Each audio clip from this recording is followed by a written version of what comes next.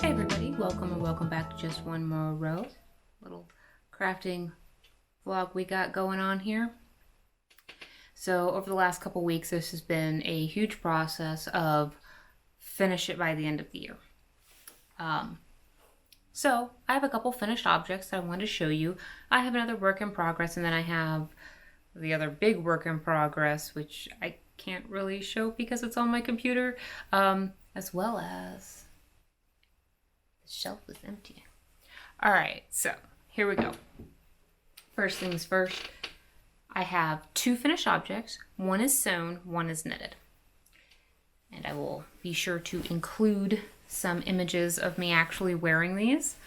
It is actually a pretty bright green dress. It has these very lovely little mushrooms on it, which you can kind of see there.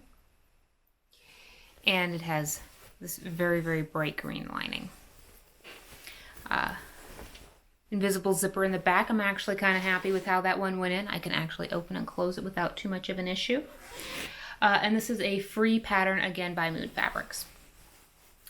Now, I think this is a gorgeous dress. I wanted something, I was having a little bit of time where I was like, oh, things are getting a little bit rough. And I wanted something bright and happy that would make me feel better, right? So if you're wearing something that is this bright green, how can you be kind of, Anyway, so I went on to Mood Fabrics and I pulled up one of those. I'll pop a link down here or put something around that will let you guys give you the name of this dress. But here it is. I did a few things that were a little bit different. I did a different size bottom from the top. I, for some reason, did not think to film any of this, but the bottom of the dress is one size, and this top portion is a different size because, according to Mood Fabrics, my lower half is a significantly larger size, or distinctly larger size, than my top half. And I got my mushroom fabric. Is just a quilting cotton because that's what I have a lot of access to around here, which I am pretty happy with, and I really need to wash and tried something where I'm using washable marker, which in my test samples did wash out, so we're gonna go ahead and test that.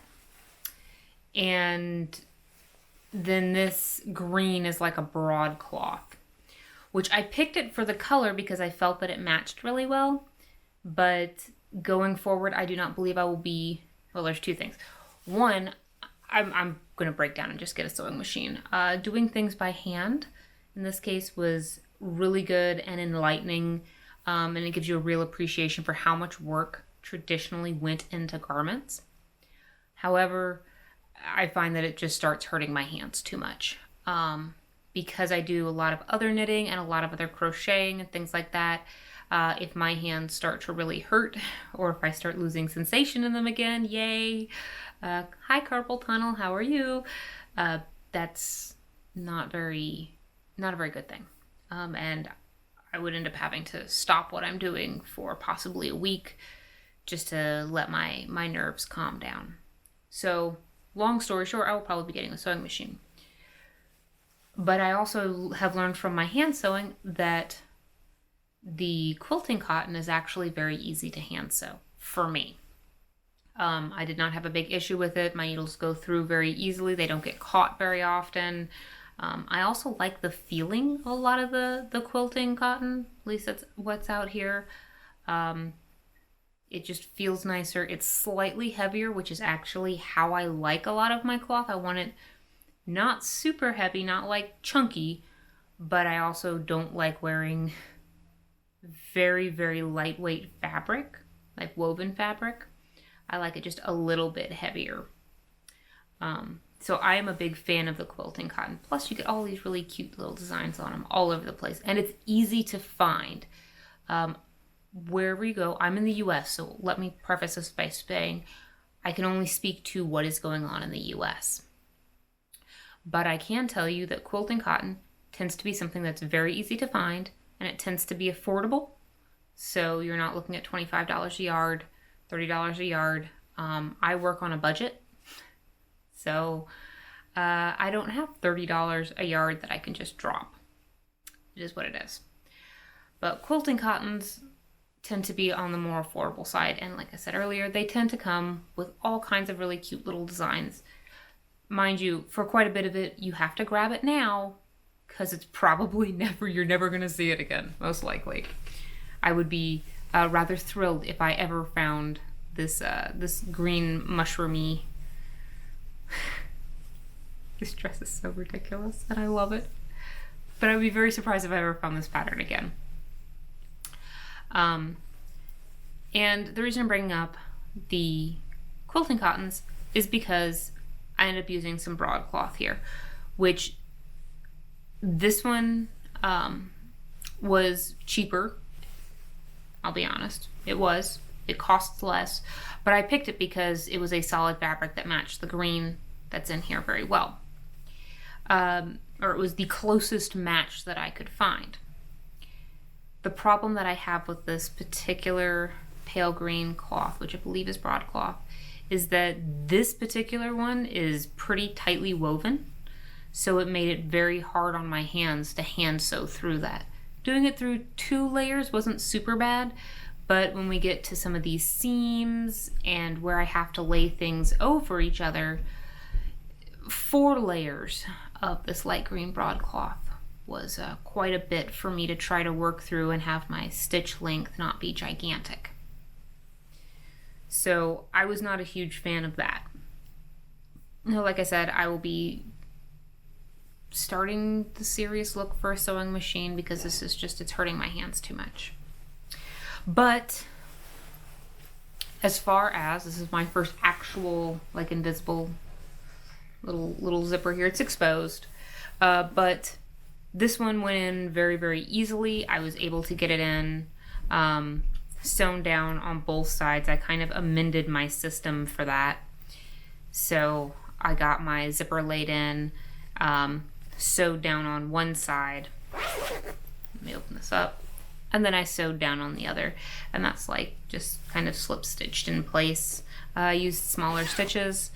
So I don't imagine there being a whole lot of stress on all this.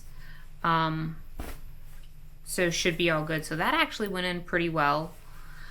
Now, the pattern itself, going forward, I probably will make this again. I'll be really honest. I love the way that it looks, but I'm probably going to do this in a slightly stretchier fabric, and I would not use the broadcloth. The reason that I wouldn't is that this quilting cotton... Oh, sorry. Yard work's going on outside. So I will probably not use the broadcloth again. The quilting cotton, like when you put 2 fabrics together, and this sounds like a really silly thing to say, but some of them are, it seems to me, stickier, right? My quilting cotton isn't like super slick, okay? It's not like a silk where you have to work to hold the 2 pieces of cloth together because they just want to slip and slide. Just bleh. The broadcloth is slightly stickier. Does that make sense? So while my quilting cotton doesn't want to stick, it's not slippery, but doesn't want to stick, this light green broadcloth does. So it makes moving things around a little bit more difficult.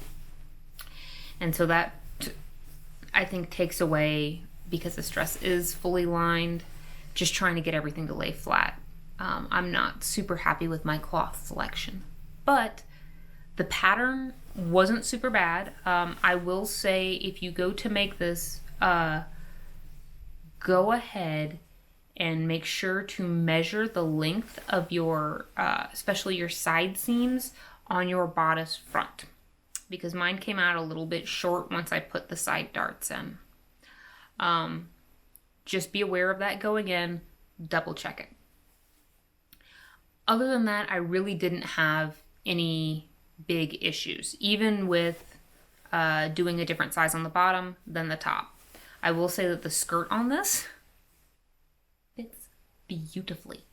I really, really, really like it, and I will probably actually just use this skirt pattern should I decide to make any more sewn skirts like that are kind of like a pencil skirt sort of setup. Sorry, I have threads everywhere. It's a little bit more like a pencil skirt sort of setup. I will probably use this particular pattern pieces, these particular pattern pieces again. And I figure any issues that I've had with this dress, I'm just attributing it to my lack of sewing experience at this point. So yeah, that is the green dress. And like I said, I'll get some footage of me wearing it and kind of doing my silly dancing around. All right. So the next thing I want to show you, and I'm super proud of this one as well, is before I had shown you guys the little sample for the Doves and Daisies sweater. It's done! So let's go ahead and talk about construction for this one really quickly. The inspiration for this actually came from a bunch of different places. There was a children's knitting magazine that I had shown previously on the channel. I'll go ahead and link wherever, somewhere, either in the video or down below, the episode for that. But there is a sweater in there that I said was really cute because it had little dots like this all over the body, and then it had a stripe at the top that went around the chest area and across the arms. I obviously did not do the arms because I couldn't get the math to work out. But I said this setup for it is super duper cute. I want to go ahead and use that. I also have a couple of other vintage sweaters that I have made that I really wanted to incorporate some of the stuff in that. So in here we have the folded over mock neck collar. And I found that I really like this collar. And it does have a back closure that is, the edge of this is crocheted. Obviously the gauge on this is much bigger. But anyway, so I really liked this particular collar. If I can get it to lay down, it's been folded up for a while. So this is one of the ones that I've made and I really liked it, and I wanted to incorporate this area of the collar. And I have another, I know, surprise, vintage sweater that has some shoulder closures right there. And that's just so you can see the whole thing. I thought about doing the poof sleeves. I really did, but I didn't think I had enough white yarn left. And as you can tell, I did not have very much left over. So the collar and then the shoulder closures and then the general design have all been from vintage sources. And then I went on internetarchive.org because that website is my kryptonite. I went on there and I started looking up like medieval Renaissance sort of era embroidery designs, because I figured, hey, did they have cross stitch back then? And then could we take those cross stitch patterns and then translate them over into knitting patterns?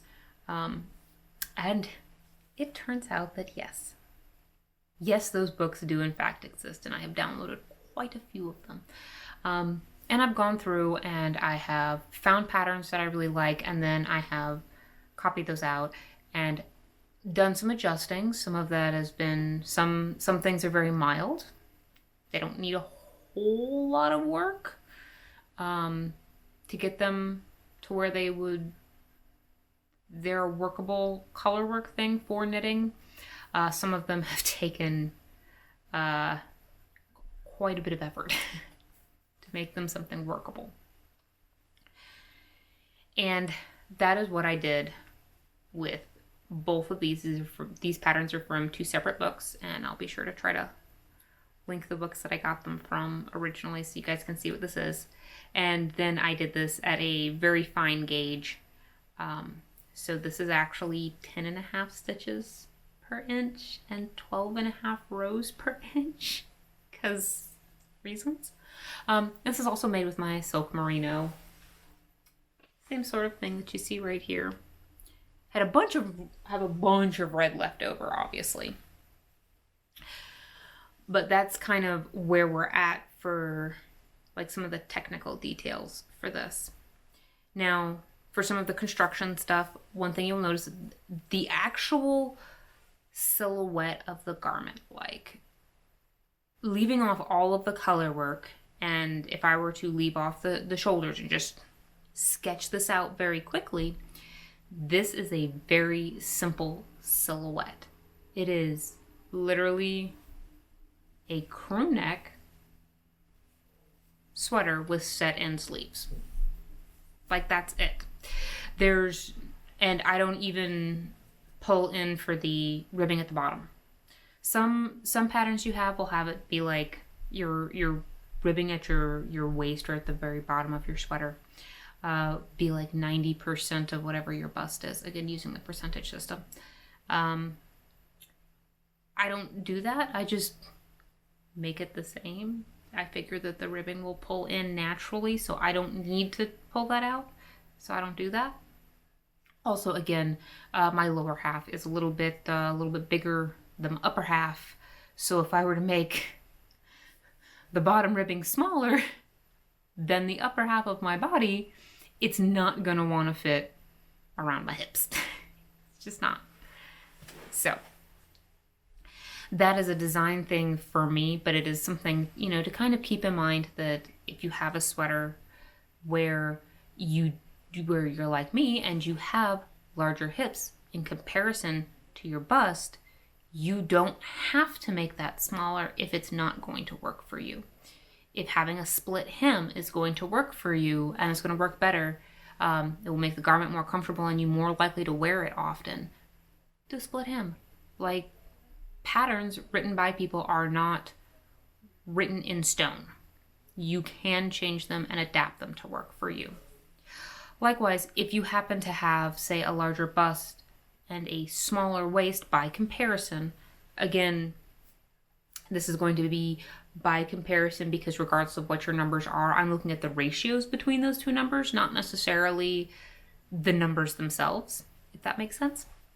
If you have a larger bust in comparison to your waist, you can, again, do your ribbing at like 90% of whatever your bust is, and it will pull that in and it can help create that hourglass shape if that's what you're going for.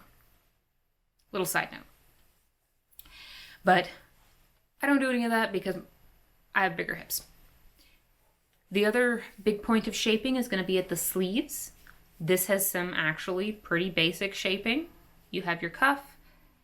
We increase slightly up the arm, up to the bicep, and then the other area that you're going to have is going to be the decreases up here for your sleeve cap.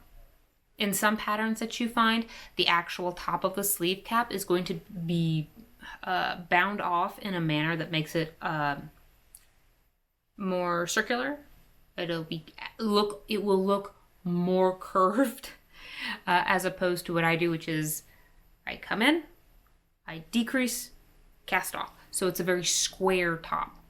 That's something that works for me. I also don't like doing a lot of the math to figure out that bell curve shape.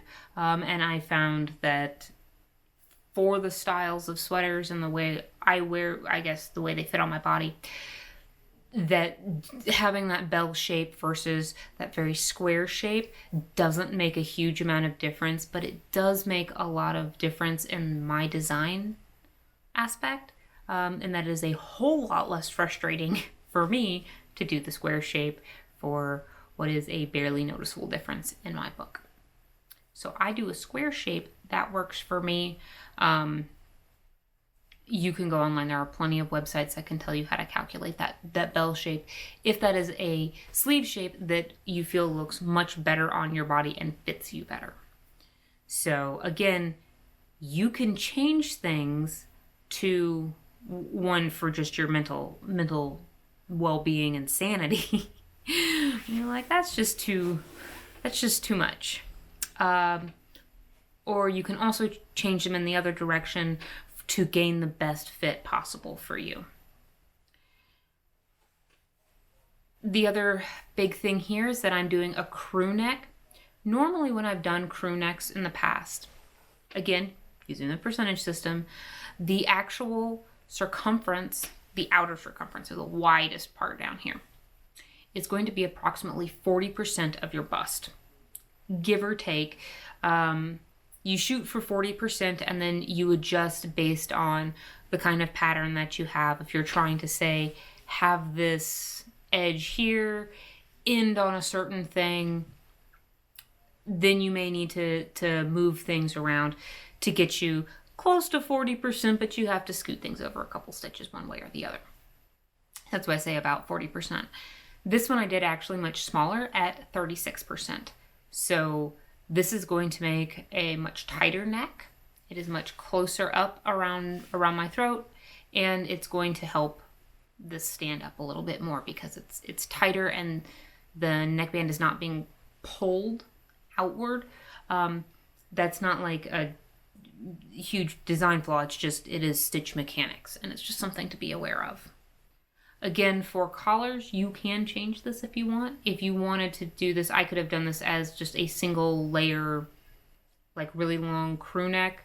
If you wanted to, you could also take, the difference between a crew neck and a mock turtleneck, kind of like this one, and a turtleneck is literally how long they are. So a crew neck, you might make 1 inch to 2 inches long. The mock turtleneck like I've done here, I think I made 6 inches and I folded it over. So it's not super tall. It's 5-6 inches. For a turtleneck, make it 8 inches and fold it over. However high up you want your collar to be, and then double that. Plus a little bit extra, because keep in mind that this isn't going to lay super flat. You're going to have a little bit of back and forth. So I would just kind of like try on as best you can as you go, and fold it over and see where it's comfortable for you. This collar standing up is very definitely helped by the fact that I have button bands on my shoulders. So these are neck closures. All of these buttons are actual functional buttons. So they do open up completely on both sides. So that's the other reason I wasn't too worried about my neck opening being 36% as opposed to 40%, because I knew my shoulder was going to open up completely and it was definitely going to be able to get it on. One thing that I do with any closures that are like this on the side, and I will probably do with any button bands that I have to add on, is that I crochet those. I use a much smaller hook, I crochet them on. Both sides of these are crocheted, so the underside where my buttons are sewn and on here, these are both crocheted. You really can't tell unless you're looking at it very closely. In which case, if you've noticed it from a distance, we really need to talk. But anyway, what I have found with doing things when you crochet them is that, for me, crochet has less stretch. It still has some stretch, but it has less stretch than knitting does. And I like to do that especially for buttons, because when I knit things for buttonholes, a lot of times I find that those stitches can stretch some, and I don't like the finished look of this. And considering that this is at a very fine gauge, even by my standards. So it's 10.5 stitches per 1 inch, and 12.5 rows per 1 inch. Yeah, I did this on, I think, a set of size zeros. Like, it's a lot. But I didn't want to do all of that work and then to have the fabric stretch out, and then for me to see these button bands, and all I can think of is, oh my gosh, I don't like the way that looks. So I'm opting to do crochet button bands instead. I find that the crocheting, like I said, has less stretch, tends to stand up a little bit better. It's got a very nice clean edge, and it's much easier. Like, if I can show you on here, my buttonholes just look cleaner. Again, that's a personal preference. If you do not like crocheted button bands, or you do not crochet, like, that's not a requirement. But again, when I talk about being multi-craftual, that word is really hard to say, and how being able to do multiple different crafts can benefit you in the long term, this is some of the stuff that I'm talking about. Even if you don't crochet anything else, just to be able to do these little button bands or these little edgings, I find is very beneficial because that can give you some extra structure, and it can also help, especially areas where you know these button bands are going to have stress on them. They will be holding up all of the rest of this. So that's just a thing to consider. Now down here at the bottom, these are doubled over and sewn in place. All of this is sewn in. I did do quite a bit of this in the round, which I don't normally do. I did not enjoy it as much. I have been knitting things, my color work flat for so long now that when I try to do things in the round, it is just not as much fun. It's just a thing. I so enjoyed being able to do this. And I have been thinking about doing a skirt pattern where it may have this on the bottom. Now, when I showed you the swatch before, I believe the swatch only covered this little area here. So whenever you're doing some of your swatches, and if it's possible, like when I work mine up, I work up mine in Excel. And you can easily do this in an Excel or Excel-like program, and also something like Stitch Fiddle. So when I do a swatch, I'm only doing one repeat normally. These are very large repeats. Like, this is like 63 stitches across, I believe. 62 plus 1 if you would like to be really specific about it. But, so I'm only doing one repeat. But when you have them on the computer and you're using, like I said, an Excel or Excel-like program, I'll do them, it's actually OpenOffice because I like open source software, personal preference. Go ahead and take that repeat and then do 2 or 3 repetitions of it. Zoom out so you can see that all those repetitions together, and then stand across the room and take a look at it. And that's going to let you know, okay, does this particular repeat work out well when I have multiple repeats? Do I still like the way that looks? So that way you're not having to do a swatch that is, this wide. But this is almost 2 full repeats. It's a little over 2 full repeats, excuse me. So I did this before. You really couldn't see these flowers here in the middle. That's why I said do it on the computer. That way you only need to do a small swatch in order to make this work. Anyway, this is the sweater, the dozen daisies. I'll go ahead and make sure to include some images of me actually wearing it so you can see what it looks like on the body. And before I forget, this is done in my silk merino.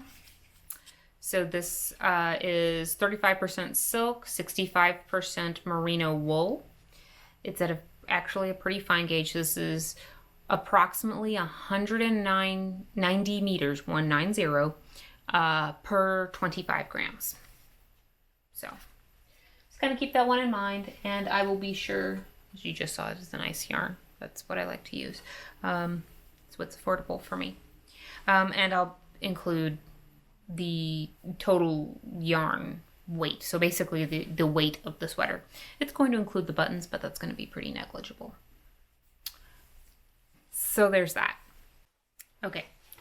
So one of the last, this next work in progress, because I have 2 sort of, that I want to show you. This is the chart. You can kind of see it here. I don't mind showing it because I'm the one who designed it, so is what it is. I went ahead and I have found, again, another book, I think it's from 1600, right around there, that had a bunch of embroidery designs that were pretty big. It's found on internetarchive.org. It is completely free. It is open access. I'm not allowed to technically make money off of it. But since I'm using some of this as inspiration, I copied out one of the patterns, and then I added a few things and changed some stuff around so that it works a little bit better for a much busier sort of knitting and crochet pattern. because I wanted to do the whole Wayu knitting technique, Wayu crochet technique, which is basically doing single crochets through the back loop, but it's used in color work. And you can you go through the back loop because then your stitches don't slant to one side or the other. I've done it before. It's really, really nice, but I figured doing some of the larger patterns like this is going to make it different enough so that you're not copying traditional ones there. Like I said, I worked this out on my own. I didn't film it because me doing that is not exactly thrilling. It's just a lot of sitting at the computer and clicking a whole lot of things and then realizing you miscounted and doing it again and, you know, zooming out of what you've been working on and then standing across the room and looking at it and going, coming back up and changing like one field and standing back and my partner gets to experience the walking back and forth, and if you don't know what I'm doing, it looks really funny. Anyway, I have taken this pattern here and I decided I wanted to do an actual usable swatch to kind of test how this pattern is going and to find problems with it early on. I've already found one in there that I'm going to take care of. But like I said, I'm doing a Wayu crochet technique. So this is where I'm at so far. Oh, it looks really good on camera. And I'm doing this. This is some leftover. It's a wool acrylic blend. I actually have, and I've shown on here, some of the outfits that I've made from both of these. These are just some of my... Too much to go into the scrap bin, but not enough to make any one particular wearable item amounts. So I'm using them to make a pillow, and I have started, and here's where I'm at. I'm doing 2 repeats. So this pattern is 78 plus 1 stitches wide. So this comes out to like 159 stitches, and it's the same thing on both sides. And as you can tell here, I'm a little bit of the way into this. I'm hoping that I have enough yarn. I, in theory, should have enough because I have a whole nother ball of each of those to work out the pattern twice on here. But you can kind of see how it's looking right now. This particular yarn is like, oh, hold on, I can actually tell you. Okay, this is the Wool Cord Sport. It's 50% wool, 50% acrylic. Again, I'm going to be trying to move over to all natural fibers and not do any more acrylic. This is kind of the last of it. That's the goal for next year's all natural fibers. But this is 350 meters, 350, per 50 grams. So that should give you an idea as to the weight. So this is actually very lightweight. It's actually a little bit smaller than sock yarn.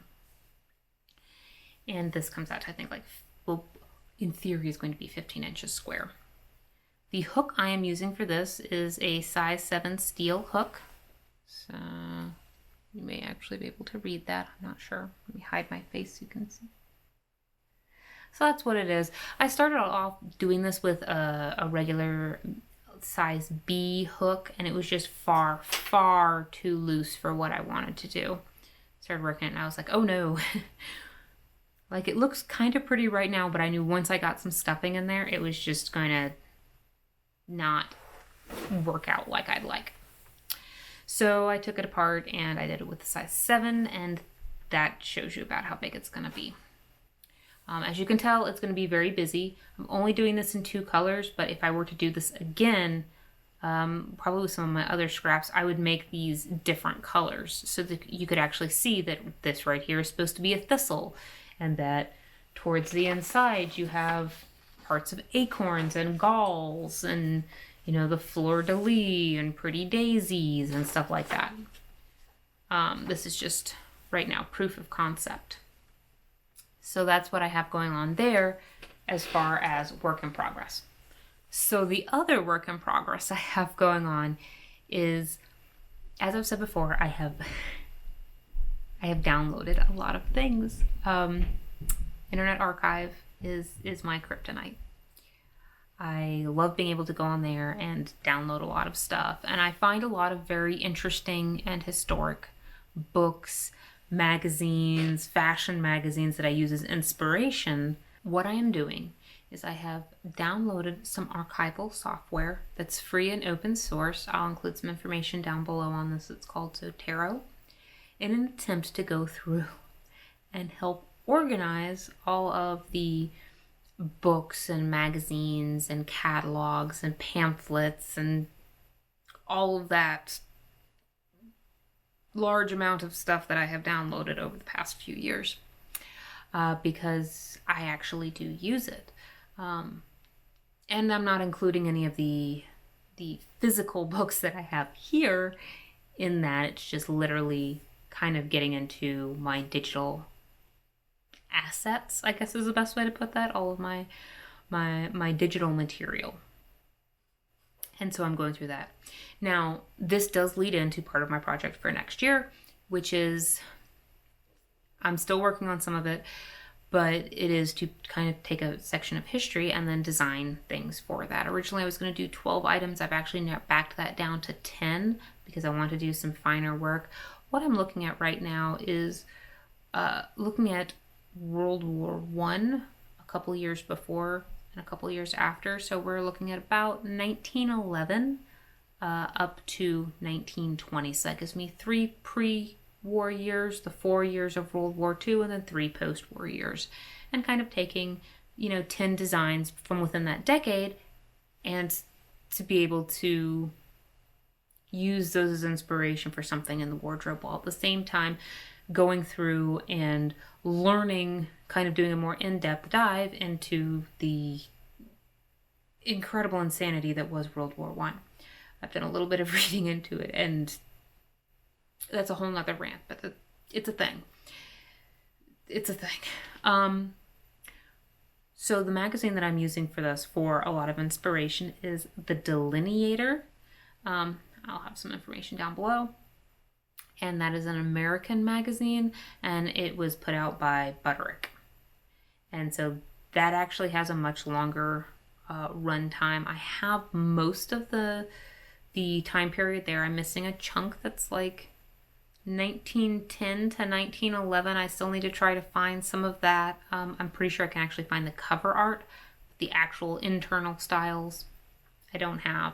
The interesting thing when you're reading some of the fashion magazines is what originally started out as just kind of a women's fashion magazine, towards the later years really has expanded into more of a generalized homemaking magazine. So plenty of stuff on how to lay out tables for when your family is over, how to, basic medical stuff for your kids.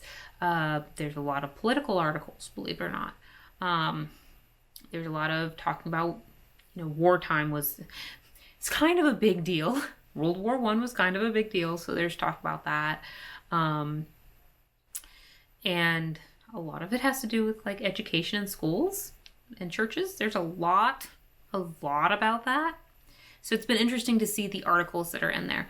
And for the next year, the goal is to actually go through and read all of these, or at least read some from every issue that I happen to have. Which I'm spanning a decade, so I got options is what I'm saying. So currently speaking, what I'm doing, I've gone ahead and entered the delineator stuff into my archival software. I've already renamed everything. I've got my tags in there. I've got it organized, and I'm literally just going through right now and saying, oh, take a look at this. Oh, we need to see this. Oh, here's the style here that works.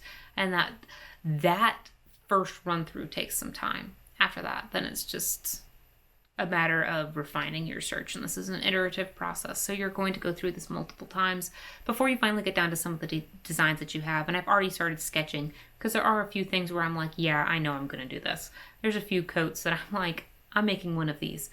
And then it's just a matter of figuring out the particulars. And I already have decided pretty much on the colors that I'm going to go with.